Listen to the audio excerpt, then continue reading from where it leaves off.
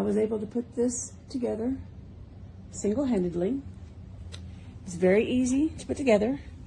Everything is labeled very well with numbers so that they all lined up very easily. Some of the numbers I've been able to peel off already. Others I'm going to peel off later. The only thing left I have to put on is the power, and then I'll turn it right side up to put it behind my couch. I'm very excited about this. It's a very nice piece. It feels very sturdy.